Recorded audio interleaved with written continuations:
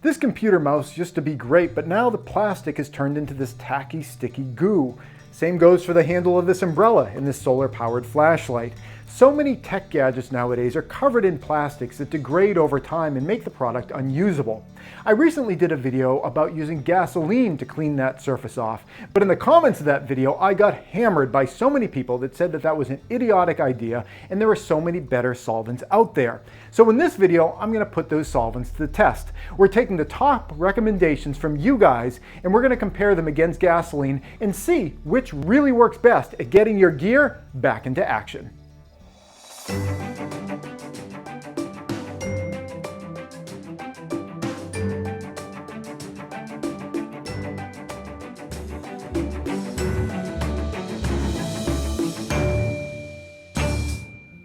Hey everybody, this is Praxis. Despite the fact that it looks like I'm about to teach you how to do something that's going to get this video taken down from YouTube, what this video is really about is how to remove that disgusting, sticky, gummy, tacky coating that develops on electronics, on little gadgets and gizmos, on things like sunglasses. Whenever you get these kind of products that have this kind of finish coat that after a couple of years or even less than that oftentimes, they start getting sticky and tacky and disgusting. You don't even want to touch that stuff anymore. I'm going to talk about how to clean that stuff off.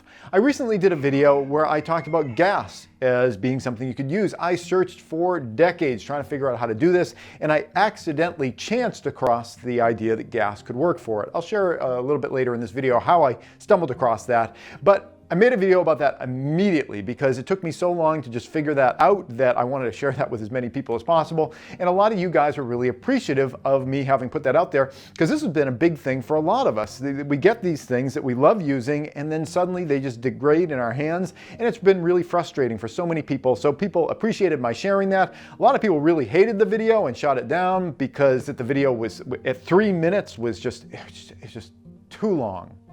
Too long for some people. Some people's attention spans, I guess, don't even go up to 3 minutes. But the vast majority of people really appreciated that, just like I would have appreciated if I could have come across that video years ago when I was searching for this information and I just couldn't find it. I got a lot of feedback on that video, and a lot of people mentioned other things that they had used that they thought had been successful. So in this video, what I want to do is kind of compare all these different things across the board. They're going to have different pros, different cons. The only one I've really tried is gasoline and isopropyl alcohol. Gasoline works for me, and isopropyl alcohol never did. But I'm going to give it another try in this video just because a bunch of people said that it worked for them. And I don't know whether maybe there are different mixes of what is in this kind of sticky tacky stuff. Maybe some stuff is alcohol soluble and other stuff isn't. Or maybe it might just be a case where people put alcohol on a rag and were rubbing away at the stuff, and maybe it was just a physical process of the rubbing and the alcohol was incidental. It didn't even need to be there. I don't really know what the background is on it, but I am going to try alcohol in this as well. So we're going to try gasoline, we're going to try isopropyl alcohol. Two of the really popular things that were mentioned a lot, and I'm excited about them, and I'm just going to learn about them with you guys because I haven't tried them yet myself, is lighter fluid. Zippo lighter fluid, which is, I wanted to prepare ahead of doing this video, but I forgot. There's another name for it, NAPHTHA, naphtha, I guess. Lighter fluid, also known perhaps, unless I'm mispronouncing it, as naphtha. That is something a lot of people had success with, and allegedly, I've never used a lighter, but allegedly this stuff doesn't stink like gasoline, and it's also allegedly less health impacts from that. I don't honestly know. All of this stuff is hazardous stuff. I think you should just be careful with all of it. People quarreling over this one's a little bit more dangerous than this one. I'm not going to get into that. Be careful with all these things. The other thing that a lot of people, obviously, is like right here in your face, WD-40. A lot of people mentioned using WD-40 to get this stuff off, and I thought that was a great thing to try as well. Before we jump into this though, what I wanted to discuss a little bit more than I discussed in the other video is what this is for and what this is not for. What it's useful for is when you have a hard-bodied plastic that gets some kind of a finish coating, and the finish coating itself, a thin finish coating, ends up breaking down and becoming gooey. It's not for something that is entirely made out of a material like these kind of kitchen tools. This is made by OXO. They make these rubberized handles, and these are notorious for getting sticky and tacky. This one's shedding something. It's getting on my hands every time that I use a thing, and I'm working with food, so that's not a great situation. You just have all these little fins in the side, but they've all just degraded, and I've ripped all those things off. So items like this, these aren't a piece of plastic, like hard plastic, and then covered over. These are pure whatever this material is that's degrading and breaking down. And for that reason, you can't just take a surface treatment and wipe off the surface and expect for that to be a solution, because the next layer down is the same stuff, and the next layer down from there is the same stuff, and it just goes all the way down. It's like tortoises all the way down. What you ultimately end up with is something like this. This is an ice cream scoop, and I just had to tear the whole handle right off of it. Now, there was a residue that was left from the decaying handle, and I was able to clean that up with gasoline.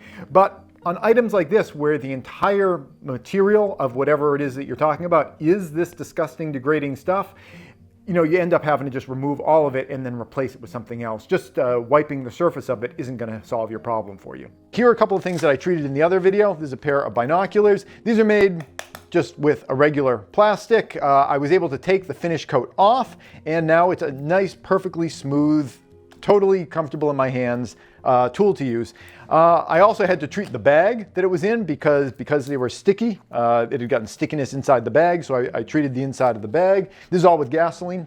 I also had a flashlight that I was treating, and one interesting thing about this flashlight is that while the decals, like the painting, labels, logos and things like that on the binoculars were taken off with the gasoline, on this flashlight, all the labeling stayed. So, you know, sometimes when you're using gasoline to clean the stuff off, you might take off printed information on there, depending on whether it's soluble in gasoline or not, and sometimes maybe you won't. So these are the items that I was able to clean off in that video, and this was all using gasoline. So let's jump in and let's start doing some tests on this. I'm going to start from isopropyl alcohol. I'm going to move through WD-40 and then the Zippo lighter fluid, and then we're going to do gasoline last. The reason I chose this order is because they go from the least fumes up to the greatest fumes. Again, I don't know if Zippo lighter fluid has any fumes, but it's very close to the gasoline, so I'm going to save that for the last.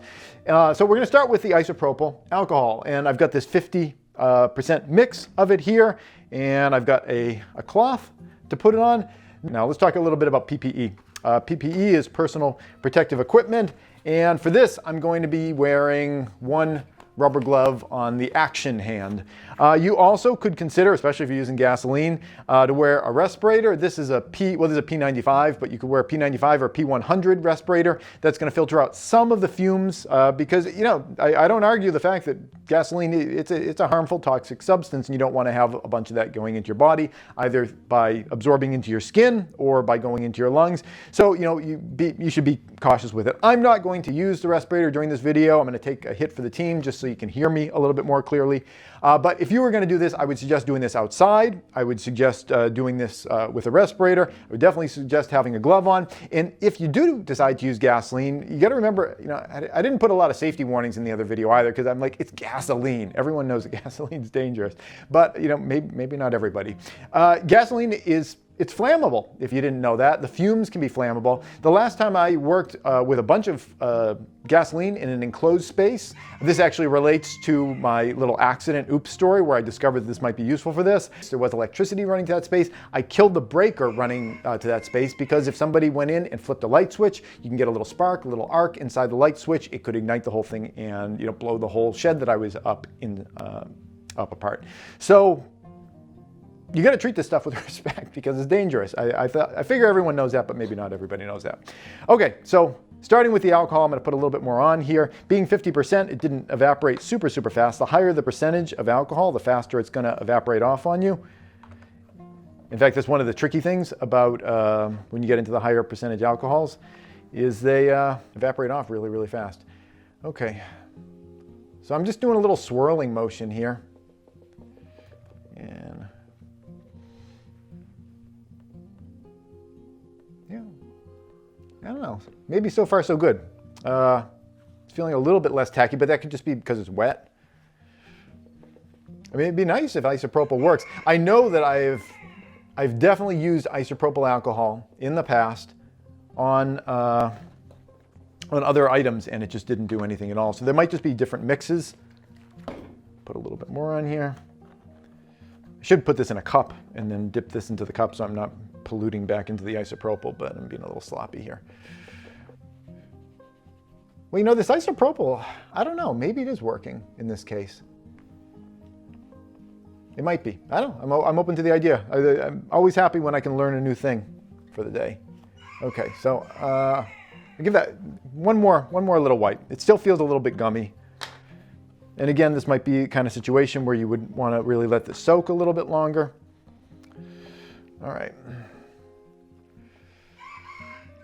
Okay, well, I think we're going to call that done.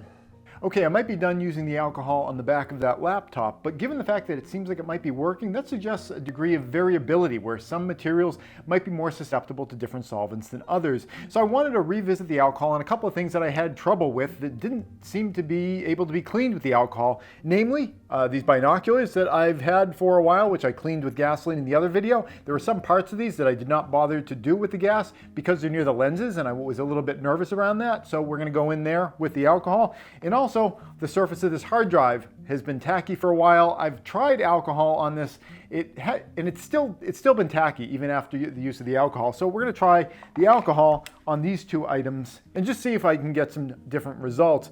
And that is one thing that I think is really important to consider when it comes to the idea of, you know, a video like this. It might seem like a video where you have someone telling you, this works and that doesn't work. Those are conclusive results. But one thing that limits, people like an individual is your data set. It's important to have a very broad data set. The more narrow your data set is, the less reliable the results are. If I were to only test on the back of that laptop, those results would be applicable to that particular laptop, but maybe not to other things. All right, so I'm using the isopropyl alcohol on these, and you know what? It's working pretty darn well. This is a lot better than it did before. And that's some extra data because I know that I've used alcohol on these specific binoculars before, and it did nothing. So the variable in that case, it's not the solvent, it's not the item being treated, but time is the variable in this case. Yeah, that seems like it's taking it off. Time would be the variable in this case, where perhaps when these things first start to degrade, maybe at least in the case of these binoculars, alcohol is not an appropriate way of cleaning these things off. But maybe as the rubber or whatever, the rubberized coating, degrades more and more, and someone recently in the comments told me what the technical name for that is. Dehistification, it might have been, I don't know if that's what it was. Maybe as that progresses, it becomes more vulnerable to other solvents, because I know for a fact I used isopropyl alcohol on these binoculars in the past, and it did absolutely nothing. Now you could say, well, you hit them with gasoline and that softened it up. So, now the alcohol is taking off, but that's not the case on the inside here. The inside area here, I didn't want to touch that with gasoline because it was so close to the lenses. I didn't want to get any gas on the lenses. And now the alcohol is cleaned that up. So the key take home from this is that there are just an awful lot of variables. So I think whatever are going to be the results of cleaning off the laptop, I would suggest go through a number of solvents and probably start with something like isopropyl alcohol, because in certain circumstances it seems like it works. Maybe not at all times, but certainly during certain circumstances it might work just fine. And it's a heck of a lot less toxic and less dangerous than gasoline. So you start with this kind of stuff. If it doesn't work, you can move yourself up to some of the more beefy solutions. Okay, so let's go back to the video. The next thing on our list is WD-40, and because I didn't want to waste time trying to dump this out during the video, I put some WD-40 into this little cup, and we're going to try this section here with WD-40. And the real aha moment is going to be after all this stuff kind of dries away. And that brings me to one of the big critiques that I got on the gasoline video, is that people that I think probably have never interacted with gasoline before, although they talk like internet experts, kept saying something along the lines of, well, it's great, you got the stickiness off, but then it smells like gas forever. And that's exactly the voice that they use too. And I don't know, I mean, gasoline, the reason that it smells so much is because it evaporates really rapidly, and because it's evaporating so rapidly, the smell doesn't last that long. I think a lot of these people, they just haven't been outside, they haven't interacted with their world, and they don't know that gasoline evaporates off pretty quickly. In my experience with the binoculars that I had and the flashlight, it was like after 1 or 2 days, it was like 99%. All the smell was gone, and then after another week, you wouldn't even ever know. In fact, the bag that the binoculars came in, it's not like a cotton bag, it's some kind of a synthetic polymer bag, but it got gooiness inside of it from the binoculars being in there, so I had to clean out the bag too, and that's kind of a fabric, so that's going to take longer to lose its smell. And even with that, it was only like it was less than a week before the bag itself stopped smelling. Okay, so that's the WD-40. It seems maybe on par with the alcohol.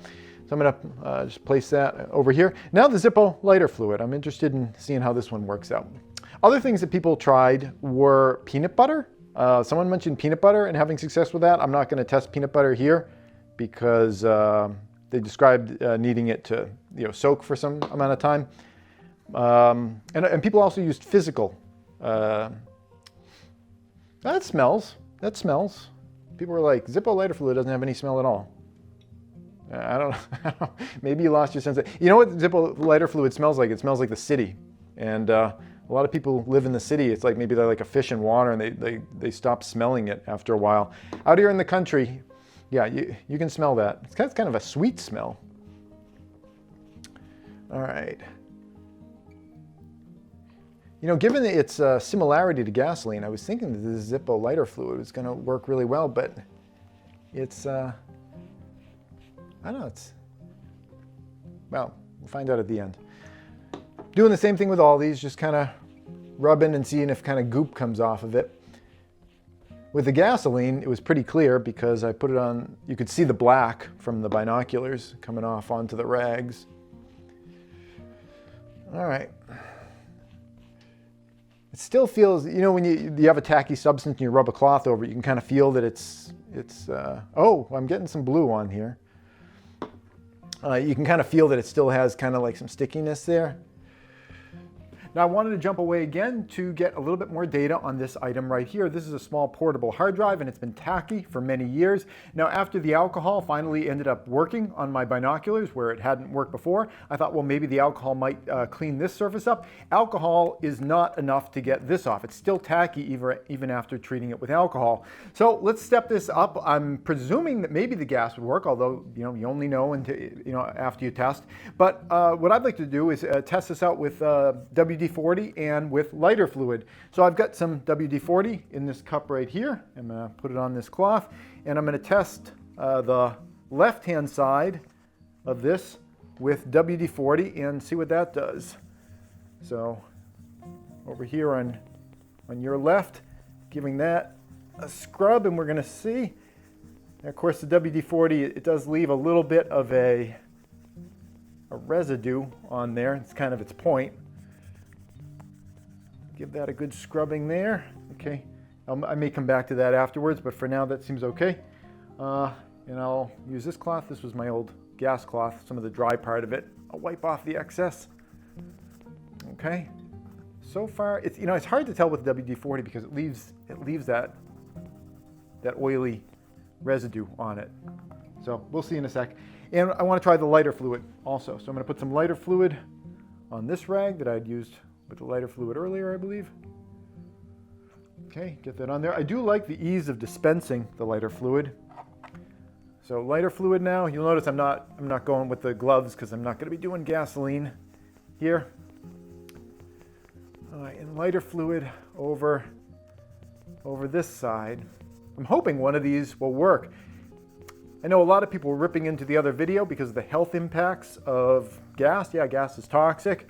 Certainly wasn't my hope that gas would be the only thing that would work on everything. I was just reporting what the data that I'd collected had suggested to me. I think a lot of times people confuse that idea that because a messenger is giving you information, that's the information they wanted to be true. Okay, that seems like it did it. I'm gonna brush that off with this dry cloth. First, the lighter fluid seems like it did take off the tackiness. You know what? I think we're gonna have to come back to this later. I want to let this thing really dry off because the WD-40 side is a little oily and the Zippo lighter fluid side still doesn't feel totally dried. Let's come back to this in a little bit. And the last thing is the gasoline, and I didn't pour the gasoline out because it definitely smells. So I wanted to wait to do that. So let's get some gas in this cup, just a little.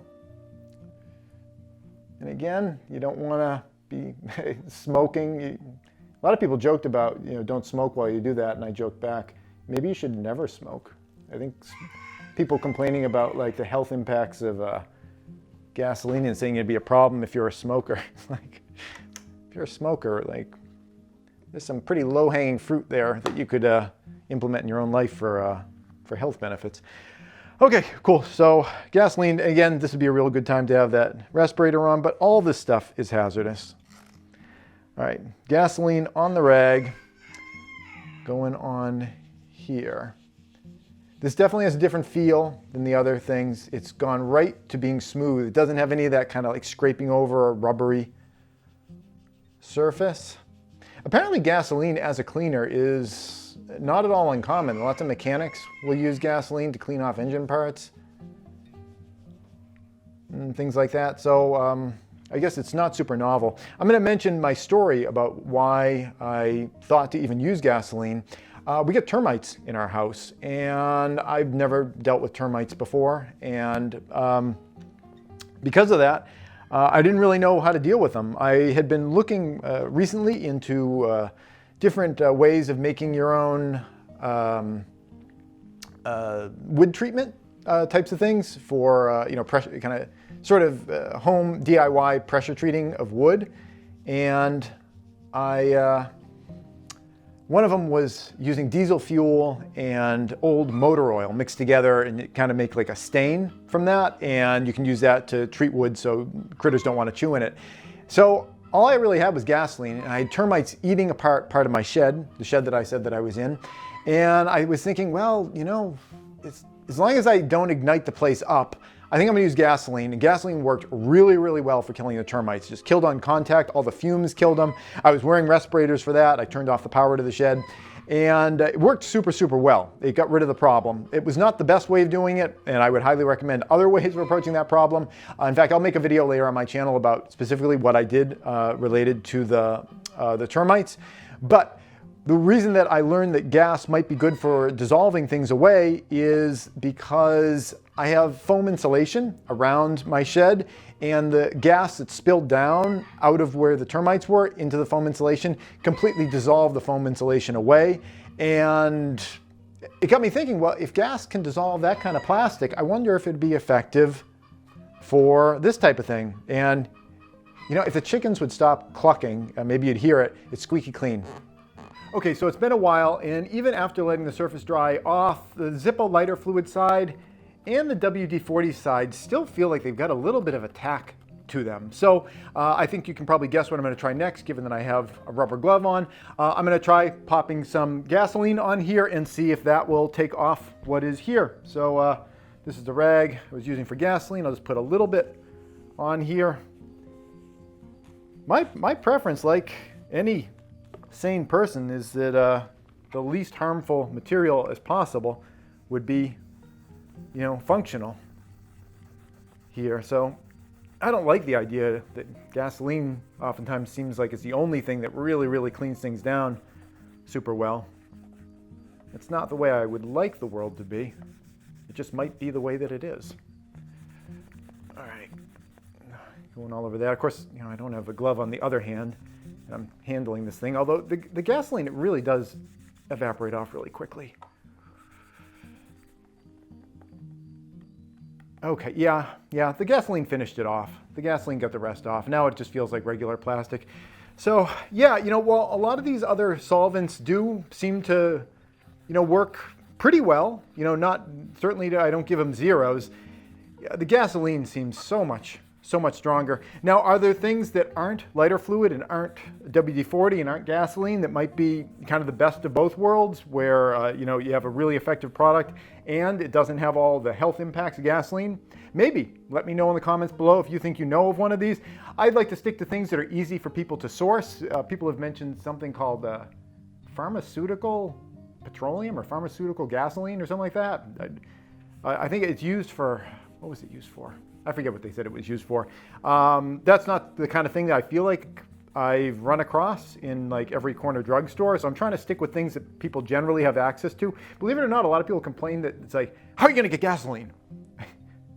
I don't know, here in the United States, it's like kind of available everywhere. It's like shotguns down here. You go to your corner drugstore, you can get gasoline and a shotgun around here in the United States. I don't know, maybe there are places in the world where people can't get gasoline. It's not hard to get around here. But at the moment, it seems like it's the most effective way of really getting the most stuff off. But I'm always open to improvements. I'm always open to suggestions. And if you have any after this video, I want to hear about them in the comments below. Gas is squeaky clean, so that gasoline works. I already knew that. Zippo lighter fluid. Okay. The Zippo stuff, it's still tacky. It's still a little tacky, and it still has the rubberized coating on it. The gasoline got rid of the rubberized coating, and it's down to, well, I don't know, there's still a little bit of gummy plastic, but it really cleaned it off a lot better. The gasoline cleaned it off better than the Zippo lighter fluid. And again, maybe if you did these things for longer, you could get similar results with the Zippo lighter fluid. In fact, if you want to stick around, maybe I'll do a little bit more. Let's see the WD-40. Well, the WD-40 is a little hard to tell because it leaves a kind of oily coating on there, which is kind of ironic because there are a bunch of people that were telling me I was such an idiot for using gasoline because it leaves residue. You should use WD-40, and the WD-40 one, that's got the residue. I mean, that one feels okay. Yeah, okay. The WD-40 one definitely feels smoother than the Zippo lighter fluid one. Gas is pristine. Gasoline was perfect. Zippo lighter fluid, it doesn't feel as tacky, but it still has kind of a gumminess to it. I think maybe more rubbing might help with that, and I'll do that later in this video. WD-40, it feels about like the Zippo lighter fluid, but with that oily kind of coating on it, which is getting in my fingers right now, and there's health implications related to that. So I think that this WD-40 and Zippo are probably kind of similar, but the WD-40 leaves a residue, which makes it so it doesn't really feel sticky. It's kind of like if you have like some stickers and you get them wet, and you have a wet hand, they're not going to feel sticky just because of that wetness. The oil on there, I think, is preventing the feeling of stickiness. The isopropyl alcohol, the isopropyl isn't bad. I would say the isopropyl alcohol feels about on par with the WD-40, which is really at odds with a lot of other experiences that I've had with isopropyl alcohol, where it did not feel like it really was able to clean off my devices at all. But here it's feeling okay. It's not as clean as the gas side. The gas side really stripped it down, but isopropyl feels okay. So I think any of these cleaners, they do something. I think with a little bit more scrubbing, that would probably help. The other approach that people took to removing this stuff, and this might be a little bit of that right now, is just a physical approach. All these things, these are chemical approaches, where you're trying to dissolve chemically this stuff away. The physical approach is to cover it up. Oftentimes people would use talc or cornstarch, was something that a lot of people were saying, just to kind of gum that stuff up. And I know that whenever I get sap on my hands, that's something that I'll do. If I get tree sap on there, I'll just find some dusty dirt and I'll stick my hand in the dusty dirt, and it'll kind of coat over the stickiness so it's not sticky anymore. And you can also kind of use it to rub away the stickiness. If you ever are working with dough in your house, making bread or something like that, you get dough all over your hands. If you dust your hands with flour, you can kind of use that dusting of flour to rub away the dough that's all stuck on your hands. It's the same kind of thing where you got a sticky, gooey surface, you put some powder on it, and then you can kind of use that to rub it away. That's another approach that you could use. I think for some things, maybe that wouldn't work so great. If you don't want to have a lot of powder near them, it'd be a little bit more difficult to control. And then your item would be constantly flaking that stuff over time. Maybe that's not a problem, maybe it is. For kids' toys, I don't know if that would necessarily be a good thing, that you're kind of encapsulating the goo in the powder and it kind of flakes off over time. Another thing that a lot of people did was just cover stuff up. This is a hard drive that had that tacky surface. I just covered it up in duct tape. Some people have covered it up in plastic wrap, masking tape, different types of things like that. So there's all different ways of approaching things, and there's not necessarily always just one good way or one best way. A lot of times here on the internet, people will fight about my way's best, no, my way's best. Sometimes there's lots of different ways of doing things. And sometimes, you have an opportunity to learn from other people. And that's one of the things I love about this platform, is that I oftentimes learn as much from the comments as, people claim that they are learning from me.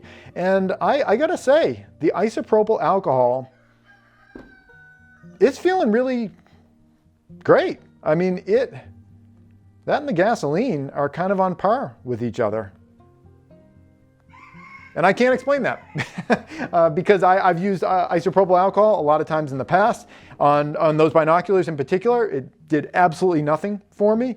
All I can say is that maybe it's a situation where there are different mixes and some of them are alcohol soluble and others are not. So if you have a situation like this where you have some kind of a sticky surface, I would suggest going through some different solvents. Maybe definitely start with isopropyl alcohol, because apparently it's ironic. I've tried it on so many things. This is the first time on camera it's ever actually worked for me. But even if it works 10% of the time, and I'm just kind of lowballing that, like let's say even if it works 10% of the time, that's great, because you can use isopropyl alcohol and you don't have to go to a bunch of these more hazardous options. And if for the other times when it doesn't work, then you can kind of step it up and go through some other options. So that's it. That's the end of this video. I hope you found that helpful. It's a heck of a lot longer than the other video, but I wanted to kind of just go through this process with you guys and kind of learn this together. I guess the one thing that we didn't do, we'll do this at the end, and this is important for any scientific experiment, is to do a control group where we are taking some data without using whatever it is that we are testing. In this case, we're testing solvents. What if I were to take a rag that doesn't have anything on it, and the strip back here is kind of sticky too. What if I were to just rub across this strip, which, yep, it's tacky. What if I just rub across the strip with this, without using any solvent? This is a super important part of any science. Yeah, it's getting some of the blue off. This is a super important part of any kind of scientific experiment, is having a control group where you run the experiment without using whatever it is you think you're testing. This is something that has been part of science for as long as science has been science, and it's occasionally abandoned when different companies might want to get a certain result and they test their product, but they don't necessarily use a control, and after they test their product, the results are looking good, but because they didn't do a control, they weren't able to discover that even if people hadn't used their product at all, they still would have gotten the same kind of results. So by rubbing this cloth across here, I'm just seeing if I can take down the stickiness without any of these solvents. All right, and that's about enough of that. No, it's still really tacky. So the solvents definitely played a role in there, and yeah, and they all had various degrees of success. Gas, definitely.